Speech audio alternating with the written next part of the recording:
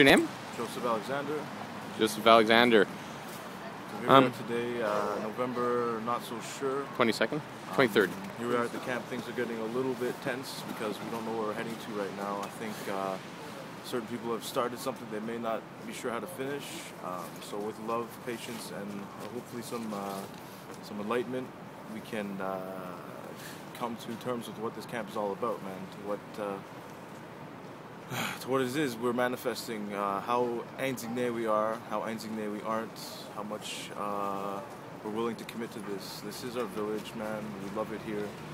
Can you tell us about street kids and homeless people here? To be honest with you, I haven't dealt with that many street kids. There have been some of the punks, some of the squeegees, but it's mostly the older, the middle-aged men that I'm noticing who are finding a purpose here, supercharged, both with the youth, of like people of my age, for instance, and their peers. You know, this has become a family, and each day that goes by, we come closer and closer. And now we find ourselves in a village with streets that we want to shovel, with walkways that we want to shovel, and it brings joy to us to be maintaining that, simply to maintain it, not for any other cause, but to stay warm as possible during the winter and have a convenient place to keep our stuff instead of going to missions, instead of sleeping in alleyways and all of that, man. You know, I think if they come down here and take a good look, they'll see that it's safe, man. There's not as many problems as they think. Any problems within the camp, we will be able to deal with accordingly because it's love, man. No fear, no fear. There's nothing to be afraid of. How long have you been here? I've been here since November 1st, and it changed my life the second I arrived for infinite amounts of reasons that I could talk about at length. What were you doing before?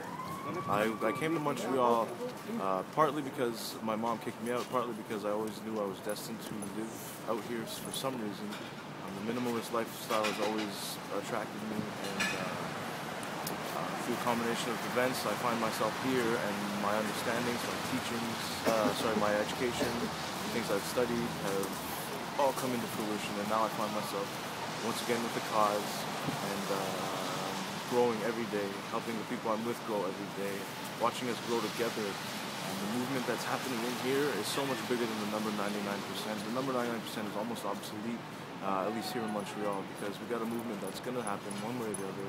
We want to stay here. We want to spread the love. We want to be a part of this particular community.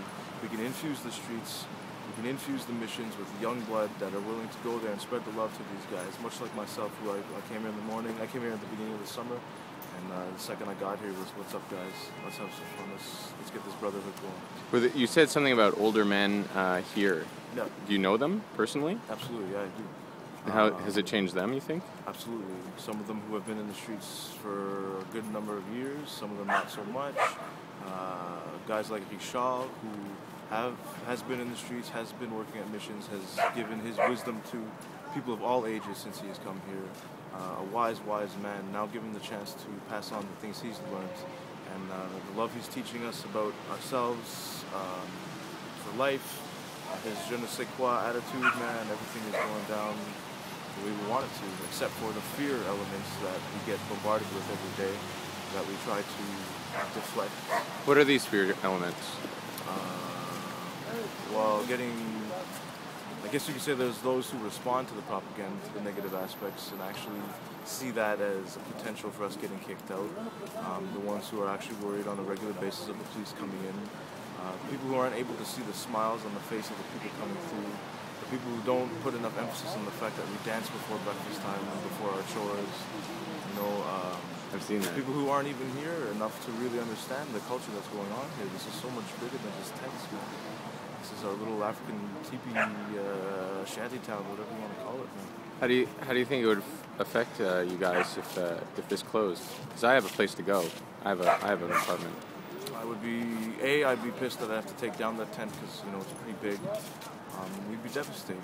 How can they, with all this snow, man, are they going to tell us to pack up our books, our dishes, all the foods, to get out, untie everything? Really, when we're cleaning it up and we're supporting ourselves, you know, food or not, this park is perfectly used for these tents. You know, what else is the public going to do all winter long? Are they going to stand there where we're standing? No. That place would remain empty for as long as the winter, as the snow is there. So let us put up our tents and prove to you that we're not a bunch of heroin addicts who are escaping society. Instead, we're back up in it, man. We're back up in society for the first time in a long time. And the love that we see, the fearlessness we have cannot be stopped, man. Cannot. It's a cliche. The love is there. The love is there. People of all walks of life, man. Just the core people that need this camp to survive the summer. We got an American from Florida. We got a young Iranian man. We got myself. We got a girl from Toronto here. We got Alex, who's been experienced out in the street. Itinéraire, the magazine and everything. He's a writer. We got so many people. We got Jay, professional musician. People you would never expect coming together as a unit, as a whole, as a family, saying we are standing here.